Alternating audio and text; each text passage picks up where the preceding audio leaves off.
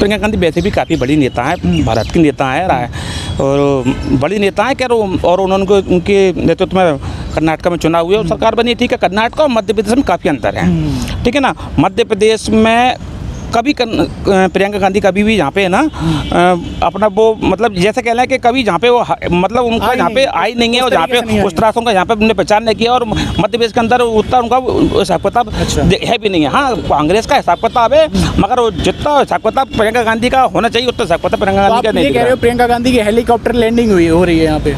नहीं, ठीक है, देखो अब बड़ी नेता है, चुनाव है, फ्रेश चुनाव है, ठीक है। उसके बाद में हर नेता का एक अपना एक वो होता है कि साहब 20 साल से विपक्ष में सब सरकार बनाने के लिए कुछ नया होना चाहिए। तो प्रियंका गांधी को जिस तरह से उन्होंने कर्नाटक प्रमोट किया, कर्नाटक में उसको लाभ भी मिला, उनको सरकार भी बनाई, तो हो सकता है मध्य प्रदेश में हो सकता है उनका जादू चल जाए। अच्छा, थोड़ा बहुत हो सकता है चल जाए और हो सकता नहीं भी चले, क्योंकि जनता है, जनता के दो मूड बनाए बैठी है, जनता बदलाव भी चाह रही है और जनता फायदा भी चाह रही है। अच्छा, प्रियंका गांधी ने सिंधिया के बारे में एक बात कही कि हमारे कुछ नेता थे, डायरेक्ट नाम तो नहीं लिया, कहा कि हमारे एक कुछ नेता थे जो उनकी तरफ चले गए और कहा कि विचारधारा कैसे बदल लेते हैं ये लोग, अचानक से विचारधारा कैसे बदल जाती है, जो बिल्कुल अलग अलग विचारधारा है। तो आप क्या सोचते हैं इसमें प्रियंका गांधी ने सिंधिया को लेकर के? देखो, प्रियंका गांधी ने श्रीमान सिंधिया जी को लेके जो बात की, तो श्रीमान सिंधिया जी ने जब 2018 के चुनाव में थे उनने भी अपने प्रदेश की जनता से कुछ वादे किए थे।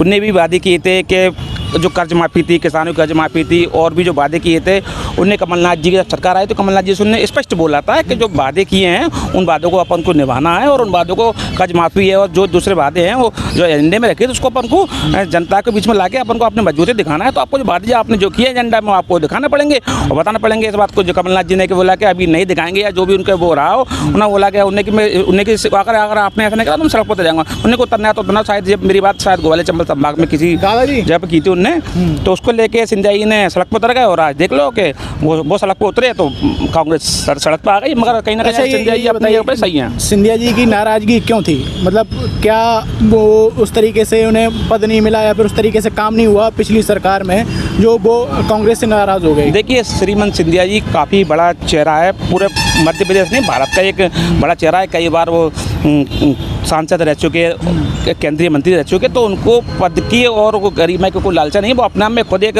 बड़ा नेता माने जाते हैं। बात ऐसी चर्चा चली थी कि सिंधिया भी मुख्यमंत्री बनना चाहते हैं। देखिए, हर आदमी की एक इच्छा होती है कि कोई बड़ा पद मिले, कोई अच्छे ओहदा मिले, ठीक है। मगर सिंधिया जी अपने आप में एक इतना बड़ा नाम है कि जो आदमी मुख्यमंत्री बना रहा है भाई। अगर मध्य प्रदेश के अंदर 2018 में सरकार बन गई थी, उसके बाद में सरकार जब श्रीमान सिंधिया की बात नहीं मानी गई, उनकी बात नहीं मानी गई और जो उनके वादे थे, जो उन्होंने वादे करे 10 दिन में कर्ज माफ़ी के, उनकी बात नहीं कर पा रही। और जब उनके कांग्रेस का आला नेता कह रहा है कि साहब सड़क पर उतरना तो जाओ, तो श्रीमान सिंधिया सड़क पर तो आज कांग्रेस सड़क पर आ गई।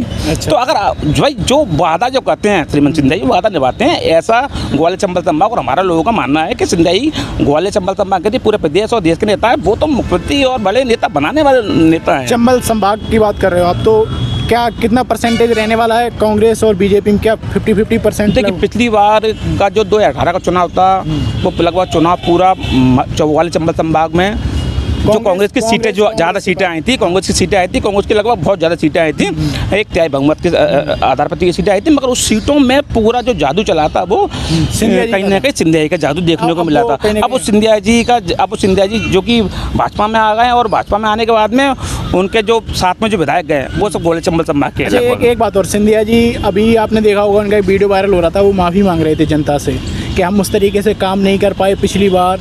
और उसके आरोप में जो उनके वो सांसद थे जिन्होंने सिंधिया जी को हराया था, वो कह रहे सिंधिया जी को ऐसी बातें नहीं बोलनी चाहिए, आप क्या गलती हो गई, इस तरीके के बयान नहीं देने चाहिए। देखिए, वो वाला वीडियो को मैंने नहीं देखा कि सिंधिया जी को जनता से कह रहे हैं कि हमने उस तरीके से काम नहीं किया। देखिए, वो वाला वीडियो मैंने शायद नहीं देखा। किसने क्या बोलते हैं, हाँ मैं क्या बोलते हैं, मुझे मालूम है चुनाव उनका गुना में हुआ था, गुना में केपी यादव से उनका चुनाव हुआ था और केपी यादव ने कैसा क्या बोला मैंने सुना। महाराज एक बड़े नेता हैं और वो सबको साथ लेके चलते हैं, उनके लिए किसी धर्म की राजनीति उन्होंने आज तक कभी नहीं करी, ठीक है। उसके अलावा दूसरी बात क्या है, वो सबको अपना समझ के चलते हैं और वो जो वादा करता है वो करते हैं। इसका इसका मध्य प्रदेश के अंदर एक सीधा उदाहरण आपको देखने को मिला 2020 में। ये भी कहा जा रहा है कि जो सिंधिया जी हैं वो बीजेपी में जाकर अकेले से पड़ गए, अलग थलग से पड़ गए हैं, ऐसा है क्या? नहीं, अगर एक चीज़ बताइए, पूरी भारतीय जनता पार्टी एक है, एक ही समाज, एक ही परिवार की पार्टी है पूरी।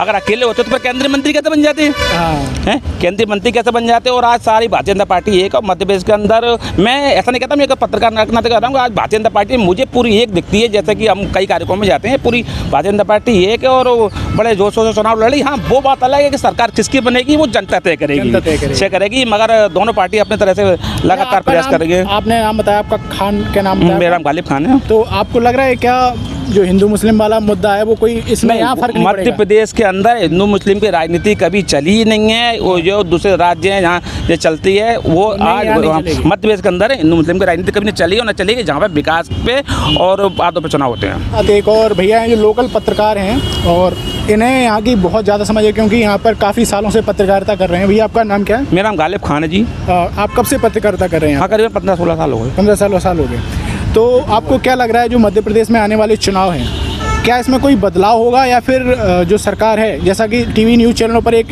टैगलाइन चल रहा है कमल या कमलनाथ, आपको क्या लग रहा है? देखिए, थोड़ा सा बदलाव का तो बदलाव की लहर है। अच्छा। क्योंकि अब आज की मध्य प्रदेश की जो जनता है वो बिल्कुल साइलेंट हो गई है। अच्छा। एक तरफ वो कमल शिवराज जी की योजना है, लाडली बहना योजना, जो कि पूरे प्रदेश में बड़े भव्य तरह से छाई हुई है। हर बहनों को 1,000 रुपये दिए हैं। उसके बावजूद भी कहीं ना कहीं ऐसा लग रहा है कि पूर्ण रूप से ना बहनें खुश हैं। अच्छा। भैया नाराज हैं। अच्छा, भैया नाराज हैं। तो कहीं ना कहीं ऐसा लग रहा है कि कुछ ना कुछ हो सकता है कि मतलब जनता जो मध्य प्रदेश की एकदम साइलेंट हो गई है। अभी जैसे जबलपुर में आपको पता चली होगी, खबर पता चली होगी, प्रियंका गांधी ने रैली की, बहुत बड़ी शंखनाद रैली की, चुनावी अभियान की शुरुआत की कांग्रेस की तरफ से। और उस दौरान इन्होंने जो कर्नाटक में वादे किए थे, इस तरीके से कर्नाटक जीत के आई है कांग्रेस, उन्होंने क्या वादे किए थे? फ्री इलेक्ट्रिसिटी देंगे। अब यहाँ पे वादा किया है कि 100 यूनिट तक फ्री बिजली देंगे और महिलाओं को 1,000 रुपये या शायद 1,500 रुपये देंगे हर महीने। और क्या था, बस में महिलाओं की फ्री यात्रा करेंगे। तो आपको लग रहा है क्या जो प्रियंका गांधी जिस तरीके से कांग्रेस है जो वादे कर रही है उसका फ़र्क पड़ेगा? देखिए, मैं आपको कुछ बता दूं। आपको सबसे पहली बात तो जिस तरह से मध्य प्रदेश के अंदर जो मुख्यमंत्री शिवराज सिंह चौहान की जो योजना है, जो लाडली बहना योजना है, जिसमें 1,000 रुपये दिए हैं, तो कांग्रेस कह रही 1,500 रुपये देंगे, ठीक है। मगर उसमें बहनें ये सोच रही हैं कि जब सरकार आएगी तब देंगे। भाई जी तो वर्तमान में दे रहे हैं ना। और फिर शिवराज जी कब 1,000 रुपये भी नहीं रुके, उन्होंने जो बोला है कि 1,000 से 1,500 भी करेंगे, 2,000 भी करेंगे और 3,000 तक भी देंगे। शिवराज जी 3,000 तक की बात कर रहे हैं, जी तो 1,500 की बात कर रहे हैं। तो वर्तमान सरकार 1,000 दे रही है, उसके बाद में 3,000 की वादा कर रही है। तो पर आप समझ लो कौन सी सरकार अच्छी है बहनों के लिए है। कांग्रेस तो ये कह रही है, आपकी तो सरकार थी, आप ये चीज़ पहले से भी कर सकते थे।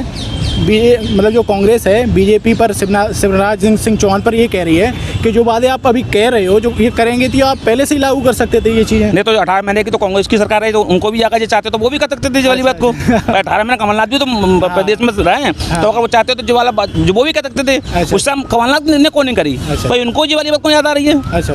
भाई उनको 1,500 की याद क्यों याद है? आपको ये क्यों याद आई? अच्छा। एक दूसरा मुद्दा पूछना चाहूँगा आपसे। अभी हम पीछे चर्चा कर रहे थे तो एक भाई ने थोड़ा सा ये मुद्दा उठाया कि कहीं ना कहीं सांप्रदायिकता भी है इस चुनाव में, थोड़ी सी।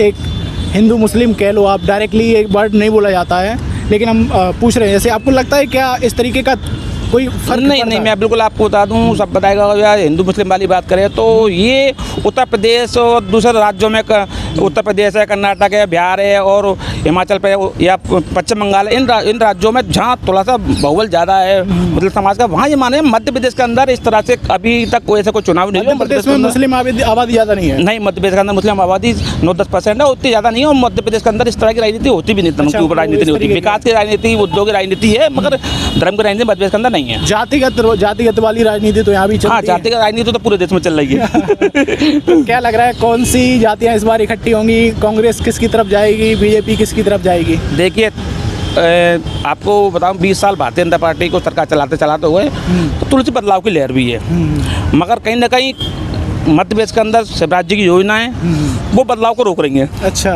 बदलाव को रोक रही है बिल्कुल, क्योंकि जिस तरह से उनकी लाडली बहना योजना है, ठीक है, कन्यादान योजना है, और जो अभी जो इन्हें योजना चलाई है, जो लाडली बहना योजना, उन्होंने जो बुजुर्ग और जो महिलाएं थी जिनको पेंशन 600 रुपये मिलती थी, उनको भी उन्हें 1,000 कर दिए। तो लगभग ठीक है, हम महंगाई का थोड़ा सा जोर है जी, इस बात महंगाई का जोर है। महंगाई का जोर है, क्योंकि कमलनाथ जी बोल रहे हैं कि 500 रुपये सिलेंडर करेंगे, सोने और बिजली फ्री देंगे। हाँ। इस बात को थोड़ा सा भाजपा को भी सोचना चाहिए कि अगर भाजपा भी जिस तरह से 1000 रुपये करें, अगर थोड़ा सा सिलेंडर पे भी थोड़ा सा पैसा कम कर दे, पेट्रोल डीजल पे थोड़ा कम कर दे, महंगाई थोड़ी कम कर दे, तो नॉर्मली सरकार है, कोई दिक्कत नहीं, जनता को चाहिए क्या। अच्छा, एक थोड़ा सा इससे अलग सवाल, प्रियंका गांधी काफ़ी ज़्यादा पॉपुलर हो रही हैं कांग्रेस की तरफ से। कर्नाटक में जिस तरीके से उन्होंने रैलियां की, प्रधानमंत्री नरेंद्र मोदी पर डायरेक्ट आरोप लगाए, कई तरीके के डायरेक्ट उन पर वक्तव्य दिए। आपको क्या लग रहा है कि प्रियंका गांधी का कद बढ़ रहा है और मध्य प्रदेश में उसका फ़र्क पड़ेगा?